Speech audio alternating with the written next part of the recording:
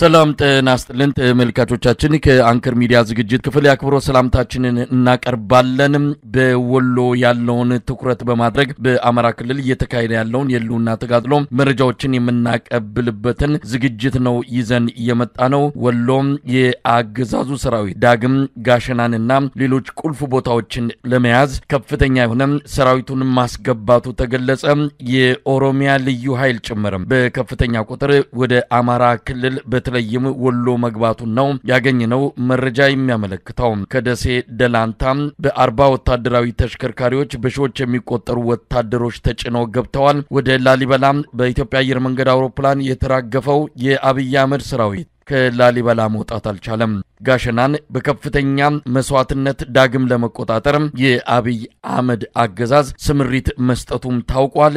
በአማራ ክልል በወሎ አሁንም የአማራ ፋኖ ብሔራዊ ኃይል ምስራቅ አማራ ቀጠና ሚኒሊክ እዝ ከፍተኛ ተጋድሎ በማድረግ ቦታዎችን መቆጣጠሩን ቀጥሏል። አንከር ሚዲያ ማረጋገጫ ማግኘት ባይችልም ፋኖዎች የአንድ ያገዛዙን ሰራዊት ታንክ መማረካቸውም እየተነገረ ነው። በአማራ ክልል በወሎ ያለውን በዋናነት ይዘን ሌሎች መረጃዎችንም ወደ እናንተ እናቀርባለን። የዘውትር ተሳታፊያችን መስመር ላይ ይገኛል። እስቲ ያሉትን መረጃዎች አካፍለን። በተለይ ወሎ ላይ ያለው ሁኔታ ምን ይመስላል?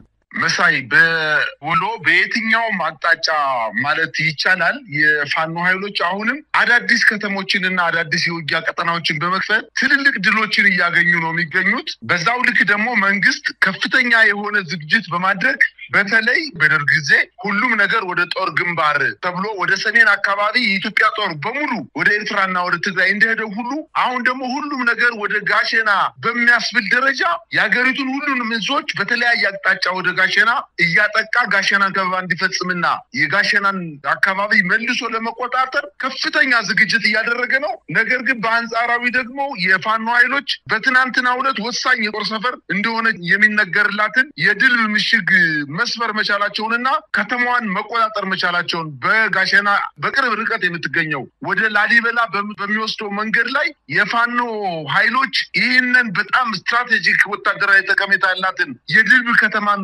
በከፍተኛ ጀብዶና ጀግንነት ከተማዋን መቆጣጠር መቻላቸውንና እዛ አካባቢ ሰፍሮ የነበረውን የመከላከያ ሰራዊት ወደ ላሊበላ ሸሽቶ እንዲሄድ ማድረጋቸውን ነው ያሳወቁት። እንግዲህ ድል ከወልዲያ ጎንደርና ባህር ዳር በሚወስደው ዋና የፌዴራል መስመር ላይ የምትገኝ ስትሆን በአሁኑ ሰዓት በፋኖ ቁጥጥር ስር ገብታለች። እንግዲህ የድልብ ምሽግ መሰበር ከድልብ እስከ ወልዲያ ማለትም በቅሎ ማነቂያ፣ ደቦት፣ የሾበር፣ ሳንቃ፣ ቃሲም፣ ቃሊም መገንጠያ፣ አፍሪኬር፣ ጉዶበር፣ ጥቁር ውሃና ወልዲያን ሙሉ በሙሉ መቆጣጠር በሚያስችል ደረጃ በዚህ አካባቢ የመከላከያ ሰራዊት እንዳይመጣ ለማድረግ ከአካባቢዋ በጣም ስትራቴጂክ ቦታ መሆኗን ነው ማየት የተቻለው። ከድልብ እስከ ላሊበላ ማለትም ድል ኩልመስክ፣ ገነተ ማርያምና ላሊበላ በሚወስደው መንገድ ላይ እንዲሁም ማጥቃት እንደሚቻል ነው ድልብ ከተያዘች በኋላ የተናገሩት። ከድልብ እስከ ጋሸና ማለትም ድልብ፣ ቀበሮ ሜዳ፣ አሁን ተገኝ፣ ሐሙሲት፣ እስታይሽ፣ ሐሙሲት፣ ቦያ፣ ጋሸና፣ መቄት እነዚህን ከድልብ ከተማ ሆኖ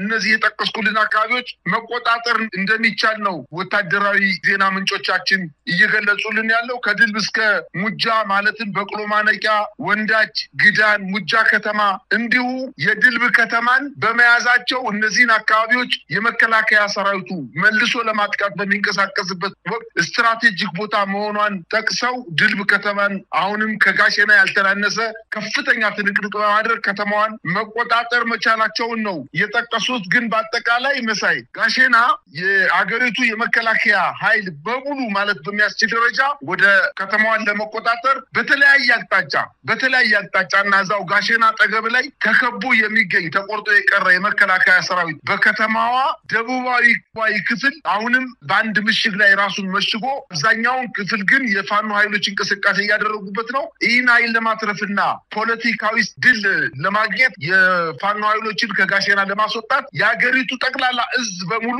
ወደዛ ከተማ እየተመመ እንደሚሆንና ትዕዛዝ ተሰጥቶ እንቅስቃሴ እየተደረገና ምናልባትም ዛሬና ነገ ከጋሸና ውጪ ወደ ጋሸና ለመክበብ እንቅስቃሴ የሚያደርግበት ሰዓት ከፍተኛ ውጊያ በተለያየ ቦታ ላይ በአንድ ጊዜ ሊፈነዳ እንደሚችል ነው ማወቅ የተቻለው። ለምሳሌ መሳይ ደቡብ እዝ፣ ምስራቅ እዝ፣ ምዕራብ እዝ፣ ሰሜን እዝ፣ ማዕከላዊ እዝ፣ 8ኛ እዝ ከነሙሉ ሜካናይዙ ወደ ጋሸና እንቅስቃሴ እንዲያደርግ ነው ትዕዛዝ የተሰጠው። ጋሸናን ለመክበብ የሰሜን ምዕራብ እዝ ከባህር ዳር ወደ መቄት እንዲንቀሳቀስ ተደርጓል። የሰሜን ምስራቅ እዝ ደግሞ በጨጮሆ በኩል አድርጎ ጋሸና እንዲገባ ትዕዛዝ ተሰጥቶታል። የደቡብ እዝ ደግሞ እና የምዕራብ እዝ ሁለቱ እዞች ባንድ ላይ ደግሞ ከደሴ ተነስቶ በኩታበር አድርጎ ወደ ፀሐይ መውጫ አዘንብሎ ዋርላን በመያዝ ስታይሽን አድርጎ ራስ አንጎት የምትባለውን ከተማ እነዚህ ከተሞች በፋኖ ቁጥጥር ስር የሚገኙ ከተሞች ናቸው። ከዛ ሻሪያ ገነት በመግባት እዛ መጨረሻ ላይ ቦያ አድርጎ ጋሸና እንዲገባ እነዚህን 8 እና 9 ከተሞች በማስለቀቅ ወደ ጋሸና እንዲጠጋና ከበባ እንዲፈጽም ለማድረግ ትዕዛዝ እንደተሰጠ ነው መረጃዎች የሚያመላክቱት። በአጠቃላይ ግን የወሎ ድል በከፍተኛ ደረጃ እንቅስቃሴ እየተደረገበት ቢሆንም አሁንም በአንድ ምሽግ ላይ ራሳቸውን ቀብረው የሚገኘው በጋሸና አጠገብ ቀብረው የሚገኙ የመከላከያ ሰራዊት አባላት ብቻ ሳይሆኑ በጋሸና ከተማ የአንጎት ወረዳ ዋና አስተዳዳሪ ከነሙሉ ካቢኔው፣ የጋዞ ወረዳ ከንቲባ አቶ ሀብታሙ ካሳው ከነሙሉ ካቢኔው፣ የግዳን ወረዳ ዋና አስተዳዳሪ አቶ አማኑኤል አያሌው ከሙሉ ካቢኔው ጋር፣ የዋርላ ድላንታ ዋና አስተዳዳሪ ሽልማባዬ ከነሙሉ ካቢኔው ጋር፣ የጋሸና ከንቲባ ፀሐዬ ውቤ የተባለው ከንቲባ ከነሙሉ ካቢኔው ጋር በአጠቃላይ በጋሸና ከተማ ከሚያስተዳድሩትና ከተነጠቁት ወረዳ በመሸሸት ወደ ጋሸና ከተማ ከመከላከያ ምሽግ ውስጥ ራሳቸውን ቀብረው እንደሚገኙና ለመውጣትና ከጋሸና ጠፍተው ወደ ሌላ ቦታ ሰላማዊ ወዳሉት ቦታ ለመንቀሳቀስ ባይችሉም ነገር ግን በመከላከያ ተጠርንፈው እናንተ የትም አትሄዱም፣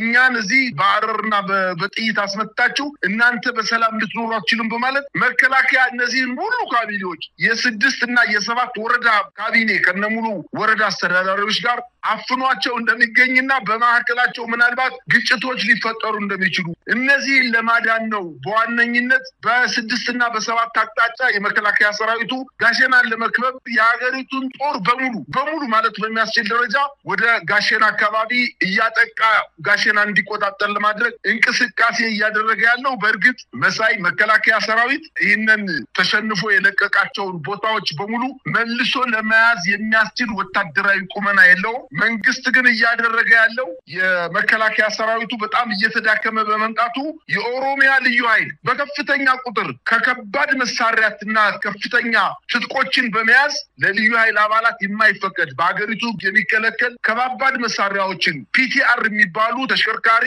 ታንኮችን የጎማ ተሽከርካሪ ታንኮችን በመያዝ በአውሮፕላንም ባገኘው ክፍት መንገድን በሙሉ ወደ ባህር ዳር፣ ወደ ላሊበላ፣ ወደ ወልዲያ እና ወደ ቆቦ ከተሞች እያስገባ መሆኑና አሁን ጦርነቱ በኦሮሚያ ልዩ ኃይል ተዘጋጅቶ የከረመው ለ38 ጊዜ ወታደራዊ ስልጠና የወሰደው እና በከፍተኛ ደረጃ ትጥቅ የያዘው የኦሮሚያ ልዩ ኃይል ወደ አማራ ክልል ገብቶ ከፋኖ ኃይሎች ጋር ትንቅንቅ ለማድረግ እንደሆነ መረጃዎች ጠቁመዋል። ነገር ግን ጋሸና ወታደራዊ አቅማቸው በልበ ሙሉነታቸው የቆረጡ ወታደሮች ጀግኖች የፋኖ ኃይሎች አሁንም ታሪክ መስራታቸውን ቀጥለዋል።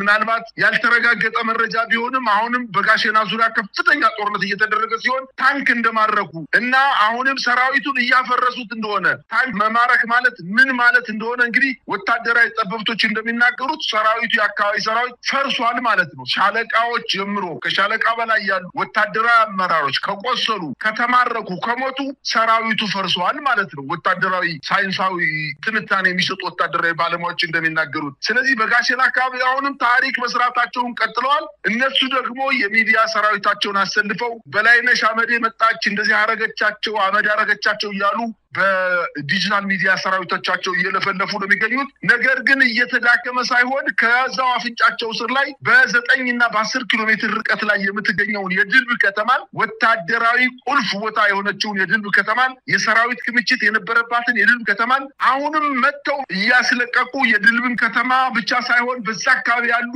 አጠቃላይ ቦታዎችን እየመቱ የመከላከያ ሰራዊቱን እያፈረሱት እንደሆነና አሁንም ለአማራ ህዝብ ብቻ ሳይሆን ለኢትዮጵያ ህዝብ ተአምር የሆነ ድል እያሳዩና እያስገረሙን መሆናቸውን ነው ማየት የቻልኩት መሳይ። እንግዲህ ወሎ ያለው ወቅታዊ ሁኔታ ላይ እንቆይ።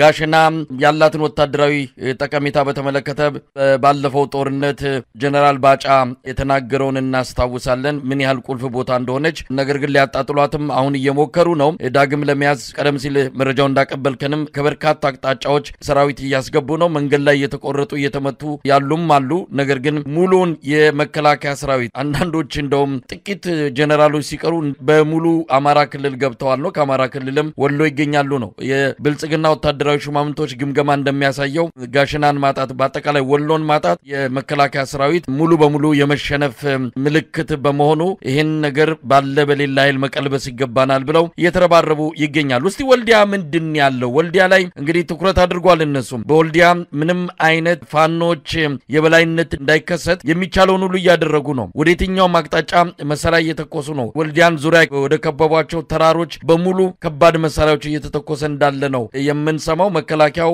መውጣትም መግባትም አልቻለም። እስቲ ወልዲያ ያለው፣ ደስ ያለው፣ ሌሎች አካባቢዎችስ በምን ሁኔታ ላይ ይገኛል? መሳይ የወልዲያ ነገር በጣም የሚያስደነግጥ ነገር ነው እየተመለከትን ያለ ነው። ምክንያቱም በደርግ ጊዜ የሶማሌ ጦርነትን ውጊያ ለመክፈት ከኢትዮጵያ አጠቃላይ የሚኒሻ ሰራዊት ሰልጥኖ አዲስ አበባ ከተማ ላይ የሰልፍ ትርኢት ሲደረግ በነበረበት አይነት ወልዲያ ከተማ ላይ ከተማዋ መሸከም ከምትችለው በላይ ሰራዊት እየገባ እንደሆነ የከተማዋ ህዝብ እጅግ በጣም ደንግጦ ከጎረቤት እንቅስቃሴ ማድረግ እንዳልቻለ፣ ከዛ ላይ ደግሞ ባናቱ አሁን ደግሞ ከኮምቦልቻ አካባቢ በአውሮፕላን ሰራዊት እያሳረፉ በሐራ በኩል እያደረጉ ወልዲያን የጦር ካምፕ በማድረግ አሁን አጠቃላይ የወሎ ዋና ማዘዣ ጣቢያቸውን ወልዲያ ላይ አድርገው ወልዲያ ላይ በመነሳት በተለያዩ አቅጣጫ የተነጠቁትን ወረዳ ከተማ አስተዳደሮችን ለመልሶ ለመያዝ እንቅስቃሴ ማድረግ መጀመራቸውንና ነገር ግን ከሐራ በስተቀር ሌሎችን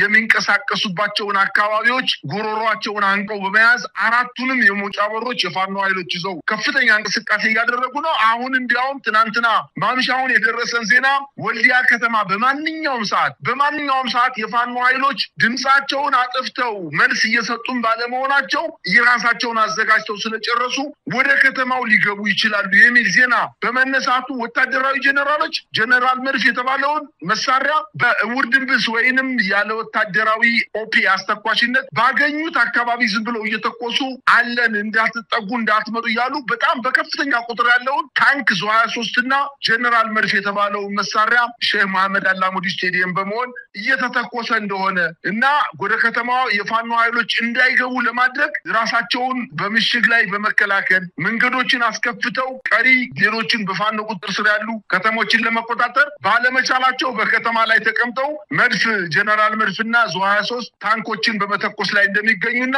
በትናንትናው ዕለት ከ43 በላይ መኪና የኦሮሚያ ልዩ ኃይል በመኪና ተጭኖ ወልዲያ ከተማ እንደገባና በሐራ በኩል ደግሞ እነዚህ ሰዎች በሚዋጉበት ሰዓት የሚተኩሱትን መሳሪያ ፒቲአር ታንክን ጨምሮ መለስተኛ መድፎችን እና ትልልቅ ሞርተሮችና ዲሽቃዎችን በሐራ በኩል እንዳስገቡላቸውና ምናልባትም በአማራ ክልል እጅግ በጣም የሚዘገንን ከፍተኛ ጦርነት ተመልሶ እንደገና ሊያገረሽ እንደሚችልና ምናልባት የኦሮሚያ ልዩ ኃይል በጥላቻ ተሰብኮ በአማራ ክልል ላይ ከፍተኛ የሆነ የሰብአዊ መብት ጥሰት ሊፈጽም እንደሚችል ስለሚሰጋ የፋኖ ኃይሎች አሁንም የያዙትን ቦታ ካለማስለቀቃቸው በተጨማሪ የራሳቸውን ህዝብ መልሰው መጠበቅ እንዳለባቸውና ያምነን አካባቢ መልቀቅ ማለት ለነሱ ብቻ ሳይሆን የያዙትንና በሰላም የሚኖረውን የአማራን ህዝብ አሁን በእነሱ ቁጥጥር ውስጥ ነው ሰላማዊ ምርጫ አድርገው የአመራር ምርጫ አድርገው ወደ መደበኛ ስራቸው የሄዱትን ሰዎች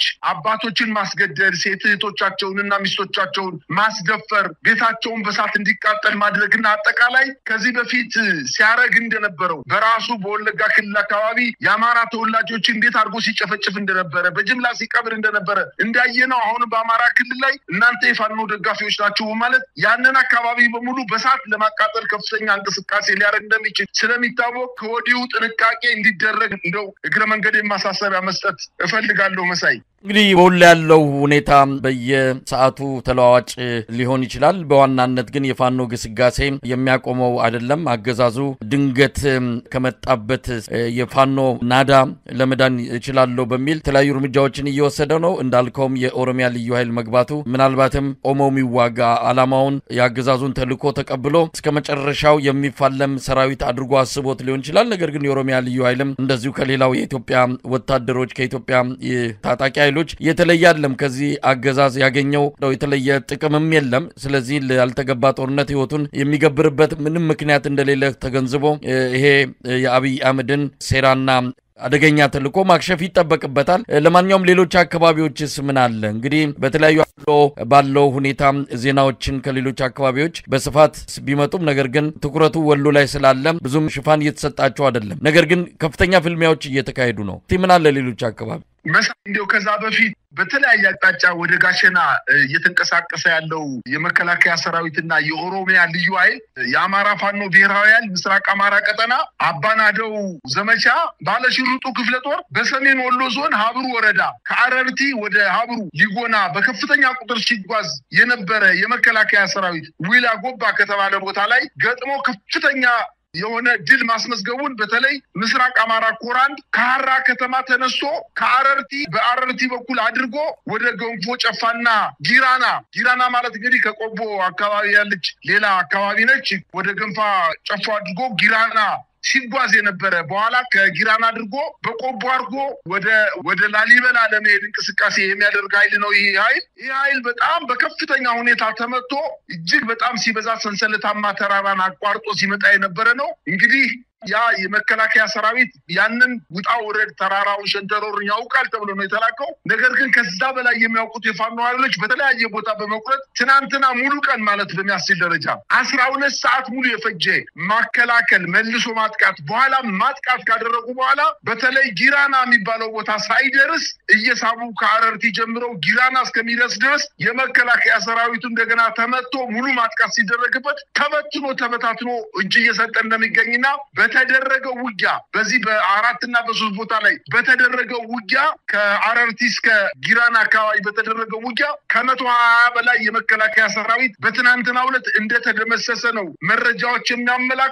በርካታ ሰራዊት እጅ ሰጥቷል። በአጠቃላይ በወሎ አካባቢ እየተደረገ ያለው ጦርነት መጀመሪያም ተዳክሞ በመንፈስ ተዳክሞ ስለሚመጣ ወደ ዋናው ውጊያ ሲገባ ቶሎ እጅ ሊሰጥ ምናልባትም ራሱን በደንብ አድርጎ መከላከል የማይችል ሩጦ ማምለጥ የማይችል ጫማው የከበደው የውጊያ ልምድና ተሞክሮ የሌለው ሰራዊትን ወደፊት በማሰለፍ ራሳቸው ነባር የመከላከያ ሰራዊቶች ወደ ኋላ ሆነው የመከላከያ ሰራዊቱን ወጣት ህፃን ታዳጊዎችን በኋላ ወደፊት ገስግስ እያሉ ከኋላ እየተኮሱ እያስፈጇቸው እንደሆነና በጣም የሚያሳዝነው ነገር የመከላከያ ሰራዊት አባላት ተመተው ወድቀው በብዛት ጋሸና አካባቢ በቪዲዮ እንደታየው ተመተው ወድቀው እጅግ በጣም በሚያሳዝን ሁኔታ የፋኖ ኃይሎች እያለቀሱ ሲቀብሯቸው በቪዲዮ ተለቋል። እና አንድ የፋኖ ኃይል እዛ በጋሸና ቅርብ ቦታ ላይ ሲናገር ምንድነው ያለው? እኛ ቸገረን እኮ ስንገላቸው እኛ ወንድሞች ናቸው እንዳንተዋቸው ደግሞ እየተኮሱብን ነው። ምን አርጨነቀን እኮ ልክ ላምሳት ወለደች አይነት ነገር ሆነብን። እንዳንልሰው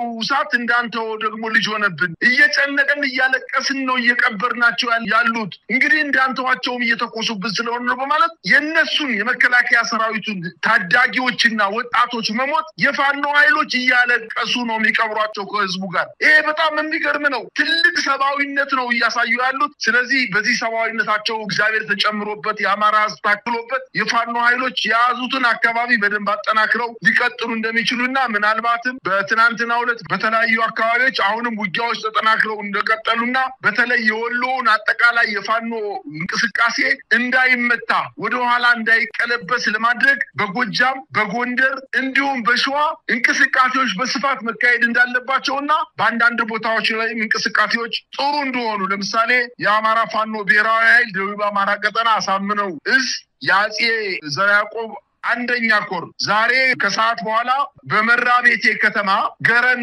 ቀርጫ በተባለ ቦታ ላይ በኮንቮይ 101ኛ ክፍለ ጦር ገረን ቀርጫ የምትባለውን ከተማ ለመቆጣጠር እንቅስቃሴ በሚያደርግበት ሰዓት የፋኖ ኃይሎች ደፈጣ በመጣል በዚህ በ101ኛ አየር ወለድ ክፍለ ጦር ላይ ከፍተኛ ጉዳት እንዳደረሱበትና በዚህም በተደረገው ውጊያ ከ28 በላይ የመከላከያ ሰራዊት አባላትን መግደልና መማረክ ማቁሰል መቻላቸውን አስታውቀዋል። ይሄ 101ኛ እስከ 104ኛ ድረስ ያሉ አራት ክፍለ ጦሮች በሰሜን ሸዋ አካባቢ የአየር ወለድ ክፍለ ጦር ነን። መጨረሻውም የፋኖ ኃይሎች መጨረሻ ማቋጫውም ሸዋ ነው። ስለዚህ ሸዋን በደንብ አድርገን መያዝ አለብን በማለት እንቅስቃሴ በተለያዩ ሸዋ ግዛቶች እንቅስቃሴ ቢያደርግም አሁንም በቁመናው እንደማይገኝና በተለይ 101ኛ አየር ወለድ ክፍለ ጦር እየፈረሰች እንደሆነ ተመታ እየተመናመነች እንደሆነ ነው መረጃዎች የሚያመላክቱት። በሌላ ዜና ከጎንደር ተነስቶ በደብረታቦር በኩል አድርጎ በበለሳ በኩል አድርጎ በድቡኮ በኩል አድርጎ ወደ ጋሸና ለመግባት እንቅስቃሴ ሲያደርግ የነበረ የመከላከያ ሰራዊት የአማራ ፋኖ ብሔራዊ ኃይል ሰሜን አማራ ቀጠና አርኖ ጋርኖ ከተባለ ቦታ ላይ አንድ ሙሉ መኪና ሰራዊት በመደምሰስ መኪናውን በማቃጠላቸው ወታደራዊ ተሽከርካሪው ሙሉ በሙሉ መጋየቱንና በመኪናው ላይ ተጭነው የነበሩ የመከላከያ ሰራዊት አባላት ሙሉ በሙሉ መገደላቸውን አስታውቀዋል። እንግዲህ ከማክሰኝት ተነስቶ ፈንጂ ውሃ ከተባለ ቦታ ላይ ሲደርስ አሁንም ቀሪው ያልተመታው መኪና ወደ ፈንጂ ውሃ ሸሽቶ ለማምለጥ ሙከራ ያደረገ ቢሆንም የጥቁር አንበሳ ክፍለ ጦር ንስር ብርጌድ ተከታትላ ፈንጂ ውሃ ከተባለችው ቀበሌ ላይ በመግባት ቀሪውን ሸሽቶ የነበረውን ሰራዊት መምታት መቻላቸውንና ከፍተኛ ድል መጎናጸፍ መቻላቸውን ነው ያስታወቁት። ሌላው እንዲሁ በጎንደር አካባቢ በደብረታቦር ተነስቶ ወደ ጋሸና እንቅስቃሴ ሲያደርግ የነበረ አንድ ክፍለ ጦር ኃይል ከደብረታቦር አልፎ ንፋስ መውጫን ተሻግሮ ወደ ጨጨው ከተባለ ቦታ ላይ አርፎ ረፍት አድርጎ ምሳ በሚመገብበት ሰዓት ከበባ በመፈጸም ድንገተኛ ጥቃት በመፈጸም ወደ ጋሸና እንቅስቃሴ ሲያደርግ የነበረው አንድ ሙሉ ክፍለ ጦር መክተው ማስቀረታቸውንና የአንበሳው ጋይንት ክፍለ ጦር በዛ አካባቢ ከፍተኛ ጀብዶ እየፈጸመ እንደሆነ ማወቅ ተችሏል። ሌላው እንግዲህ በመተማ አካባቢ ከፍተኛ ውጊያ እየተደረገ እንደሆነና ከትናንትና ጀምሮ በተለይ የአማራ ፋኖ ብሔራዊ ኃይል ከገንዳዋ ከተማ አቅራቢያ ሽመለ ጋራ ከተባለች ቦታ ላይ መሽጎ የነበረውን የፋኖ የመከላከያ ሰራዊት አባላት የአማራ ፋኖ ብሔራዊ ኃይል ደጃዝማች ኮር በርካታ ጥቃቶችን በመፈጸም በአገዛዙ ጦር ላይ ከፍተኛ የሆነ ድል መጎናጸፉንና ሽመለ ጋራ የተባለችው ወታደራዊ ጠቀሜታ ያላትን ቦታ መቆጣጠር መቻላቸውንና ምናልባትም ከሽመለ ጋራ በኋላ አሁን እየቀራቸው ወደ በቅርብ ርቀት የሚቀራቸው የመተማ ዮሐንስ ከተማ እንደሆነና